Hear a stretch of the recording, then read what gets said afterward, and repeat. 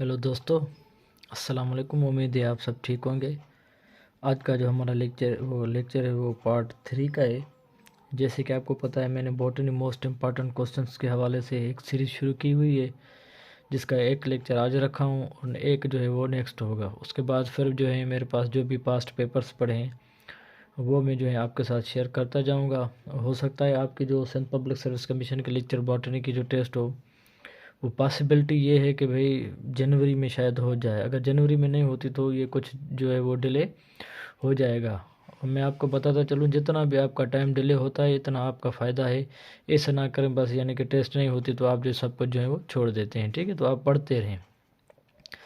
सबसे पहले हमारे पास the running water in streams represents, पानी जो बह रहा होता है यानी कि वो किसको रिप्रेजेंट करता है, या उसके लिए हम पर्टिकुलर वर्ड कौन सा इस्तेमाल करते हैं, इसको कहा जाता है lotic water.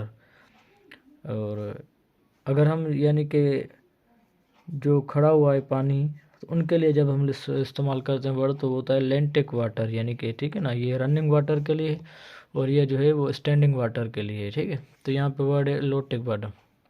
First transgenic crop was, सबसे पहले ट्रांसजेनिक क्रॉप वो होते हैं जिनके अंदर जो है हम क्या करते हैं, फॉरेन जीन जो है वो ऐड करते हैं अपनी डिज़ायर के मुताबिक। ठीक है, तो उसको कहा जाता है ट्रांसजेनिक। प्लांट हो, क्रॉप हो, या वाट एवर हो, ऑर्गेनिज्म हो, अपनी मर्जी का जो हम उनके अंदर जीन इंट्रोड्यूस करते हैं तो उसको ट्रांसजेनिक ऑर्गेनिज्म कहा जाता है। तो सबसे पहले जो था टोबैको 1982 में इसको जो है वो ट्रांसजेनिक करवाया गया। और ये क्या था, एंटीबायोटिक रेजिस्टेंस था। वर्ड्स जो है फर्स्ट जो है वो जेनेटिकली मॉडिफाइड क्रॉप था। ठीक है, जिसमें जो जेनेटिक मॉडिफिकेशन लाई गई और वो एंटीबायोटिक रेजिस्टेंट था। ठीक है, अब जो भी जो जेनेटिकली मॉडिफाइड ऑर्गेनिज्म हम करते हैं उनके अंदर कोई ना कोई किसी किस्म की एनवायरमेंटल या कोई भी रेजिस्टेंट ज़रूर होती है। The upright pyramid of number is absent. देखें, पिरामिड ऑफ नंबर क्या होता है, हम पिरामिड ऑफ एनर्जी होता है, पिरामिड ऑफ बायोमास होता है, ये हम काउंट करते हैं यानी कि किसी भी यानी कि एनर्जी की यानी कि स्टडी के लिए। ठीक है, तो हम क्या करते हैं, वो पिरामिड इस्तेमाल करते हैं। तो ये पिरामिड जो थे वो बनाए गए थे, फॉर एग्जांपल जो है मिस्र के अंदर वो पड़े हैं, इस वक्त भी इजिप्ट पर। इनको अपराइट उनकी शक्ल को देखकर इनको यानी कि एनर्जी को स्टडी किया गया। तो यहाँ पे हम फॉरेस्ट की बात करें तो इसमें जो पिरामिड ऑफ एनर्जी होता है वो क्या होता है, अपराइट पिरामिड ऑफ एनर्जी क्या होता है, एब्सेंट होता है।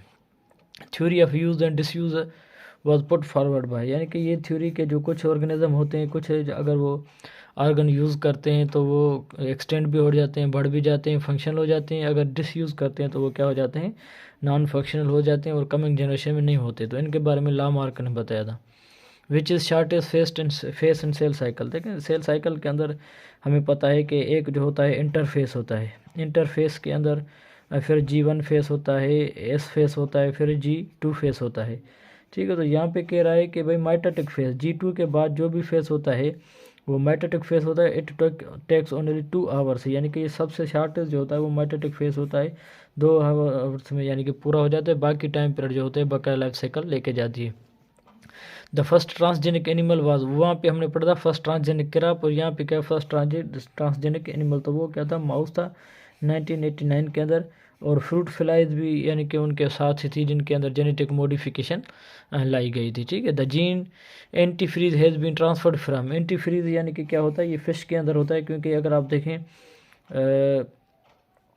रशिया के अंदर देखें जहाँ पे 10 मंथ जो है, या साइबेरिया के अंदर जब 10 मंथ जो है वो क्या रहती है, आइस रहती है। ठीक है, मतलब वो ढकी रहती है ज़मीन वहाँ की। तो वहाँ पे भी जो फिश होती हैं, रेप आती हैं, तो इनके पास क्या है, एंटी फ्रीज जीन होता है। तो ये वहाँ से जो है वो लिया गया है। Sporangia and fungi serve the purpose of, sporangia का क्या मकसद होता है, ज़ाहिर असेक्सुअल रिप्रोडक्शन में ये क्या करते हैं, हिस्सा लेते हैं, यानी कि लाखों की तादाद में स्पोर पैदा करते हैं, और हर एक स्पोर जो होता है एक न्यू फंजाई को डेवलप करता है। The first land inhabitant photoautotrophs were, first land की बात कर रहा है, इनहेबिटेंट्स ज़मीन पे पहले जो है फोटो ऑटोट्राफ्स थे, तो वो ज़ाहिर कौन से थे, एक ब्रायोफाइट्स थे। ठीक है ना, तो सबसे पहले जो ब्रायोफाइट्स थे वो फर्स्ट लैंड इनहेबिटेंट्स है, जिनको हम फोटो ऑटोट्राफ्स भी कहते हैं।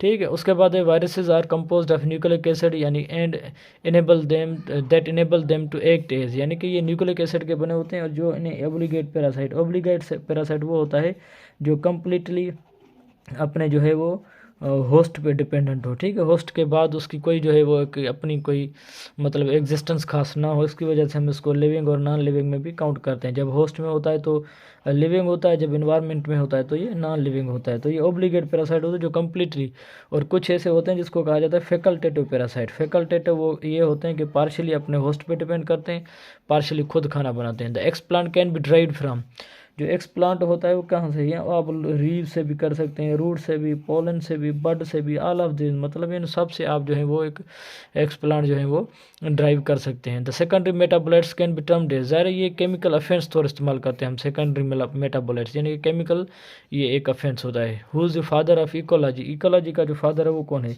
ये है अलेक्जेंडर वॉन हम्बोल्ट, जो है वो इनके क्या हैं, इकोलॉजी के फादर है। यहाँ पे ये नहीं पूछ रहा है कि भाई टर्म इकोलॉजी किसने दिया गया, या ये भी नहीं पूछा कि भाई relationship between the organism and with their environment ecology. यहाँ पे डेफिनेशन यहाँ पे पूछ रहा है कि भाई फादर ऑफ अलेक्जेंडर। तो ये 3-4 सवाल इनसे भी अराइज हो सकते हैं कि भाई ये टर्म किसने दिया, ये इकोलॉजी खुद है क्या, या इसका दूसरा नाम क्या है, तो ये भी आप पढ़ लें। उसके बाद चिलगोजा an edible seed came come from, ये अभी मशहूर एमसीक्यू था, ये हमारी टेस्ट में भी था जब हम यानी कि अपीयर हुए थे। तो पाइनस जेरार्डियाना जो है वो इनसे जो है वो चिलगोजे सीड जो है वो हासिल किए जाते हैं। उसके बाद हमारे पास है which type of pathogens require vector for infection, यानी कि इन्फेक्शन के लिए किन को जो है वेक्टर्स की ज़रूरत होती है। तो वायरस होता है, अगर आप देखें ना जो डेंगू वायरस है तो ये अपना जो है वो वेक्टर इस्तेमाल करता है, किसको, मॉस्किटो को। तो इनको जो होती है वो वेक्टर की ज़रूरत पड़ती है। Arrangement of leaves on stem is called phyllotaxy, phyllo means phyllo कहा जाता है लीव्स को, और टैक्सी मीन्स अरेंजमेंट। जब किसी भी स्टेम के ऊपर यानी कि अरेंजमेंट ऑफ जो लीव्स होती है उसको क्या कहा जाता है, फाइलोटैक्सी। और इज़ सेटिवा जो है वो ज़ाहिर है ये किस में आते हैं, पोएसी फैमिली के अंदर। और इज़ सेटिवा जो है वो राइस का क्या है, जो है वो बोटनिकल नेम है। Which one is the most primitive group of algae, या ब्लू ग्रीन अलजी भी इसको कहा जाता है, या इसको क्या कहते हैं, साइनोबैक्टीरिया भी कहते हैं हम इसको, या ये इनकी जो मतलब जो है इनकी जो फैमिली होती है वो क्या होती है, साइनो और फाइसी होती है, ठीक है। तो उसमें ही आते हैं जिसको हम BGA के नाम से, ब्लू ग्रीन एल्जी के नाम से जो है वो करते हैं। तो सबसे पहले हमारे पास जो थी वही प्रीमेटिव ये थी। डबल फर्टिलाइजेशन फाउंड इन, अब ये क्या है, एंजियोस्पर्म में डबल फर्टिलाइजेशन, ये किसने दी थी, नवास्टिन ने दी थी। तो इसके अंदर क्या होता है, ये जो एम्ब्रियो होता है उनके लिए अलग फर्टिलाइजेशन होती है, और वो जो एंडोस्पर्म बनता है उनके लिए भी क्या होती है, अलग फर्टिलाइजेशन होती है, जिसको कहा जाता है डबल फर्टिलाइजेशन, ठीक है। तो it is the characteristic feature of angiosperms. ये सबसे वाले जो हैं वो एडवांस टाइप ऑफ प्लांट्स होते हैं, और इनको एंजियोस्पर्म इसलिए कहा जाता है कि इनका जो सीड होता है वो इनक्लोज्ड इनसाइड द फ्रूट, यानी कि फ्रूट के अंदर होता है, ठीक है। तो उसको हम एंजियोस्पर्म कहते हैं। The process of DNA replication involves the breaking of bonds between, तो ज़ाहिर है नाइट्रोजनस बॉन्ड्स जो होते हैं, बॉन्ड जो होते हैं, एडिनाइन हो गया, थाइमाइन जिसके अंदर डबल बॉन्ड होता है, साइटोसाइन और ग्वानिन के बीच में जो ये नाइट्रोजन बॉन्ड होते हैं, जब उनकी ब्रेकिंग होती है it means it is the breaking of nitrogenous bases bond between. उसके बाद हेट्रोसिस्ट आर फाउंड इन, ये नॉस्टाक के अंदर हेट्रोसिस्ट होते हैं। नॉस्टाक की जो ये शक्ल होती है तो उनके अंदर ये जो स्पोर्स होते हैं, तो एक जगह पे कुछ ऐसी स्ट्रक्चर होती हैं जिसको क्या कहा जाता है, हेट्रोसिस्ट कहा जाता है, ठीक है, बिटवीन द हार्मोगोनिया। तो हेट्रोडिस्ट क्या किसके लिए होती हैं, it is for nitrogen fixation, nitrogen fixation के लिए ये वहाँ पे मौजूद होती हैं। तो they are found in Nostoc. The 2 strands of DNA in helix are, helix ये एक दूसरे की कॉम्प्लीमेंट्री होती हैं। अगर आपको एक का भी सीक्वेंस पता है तो आप दूसरा जो है वो खुद ब खुद जो है वो बना सकते हैं। तो ये एक दूसरे की क्या होती हैं, कॉम्प्लीमेंट्री यानी कि स्ट्रैंड्स होती हैं, ठीक है। उसके बाद है हाउ मेनी TRNA और सेंसेस आर नोन टू, यानी कि डेट, आज तक जो है कितने जो है TRNA आप हमें यानी सेंथिसाइज करते हैं। तो इनका जो नंबर है 20 टाइप्स, ठीक है।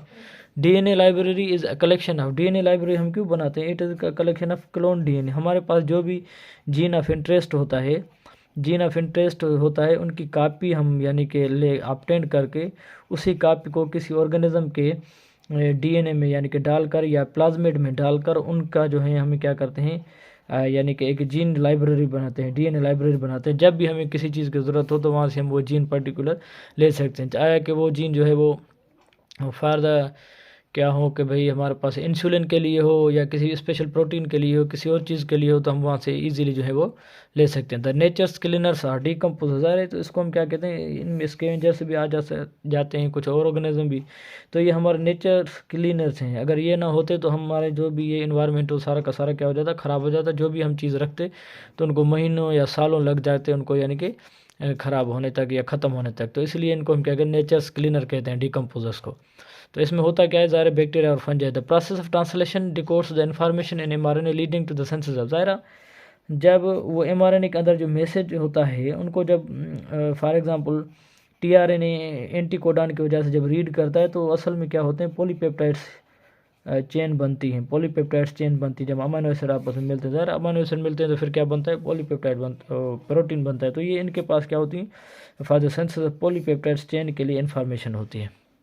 उसके बाद हमारे पास है कि ATP synthesis is a consequence of ATP, यानी कि कैसे बनती है। तो ज़ाहिर इलेक्ट्रॉन ट्रांसपोर्ट चेन होता है, तो उसमें यानी कि ये क्या बनती है, एटीपी बनती है। ज़ाहिर ग्लाइकोलाइसिस में भी डायरेक्ट 4 एटीपी बनती है, कुछ जो है वो सिट्रिक एसिड साइकिल में भी डायरेक्ट बनती है। पर इन रिजल्टेंट जो भी हमारे पास FADH2 होते हैं, TDH2 होते हैं या NAD यानी कि H2 होते हैं, तो सारे उनसे जो है वो एनर्जी आगे जो है एब्जॉर्ब होते हुए किसमें, इलेक्ट्रॉन ट्रांसपोर्ट चेन में।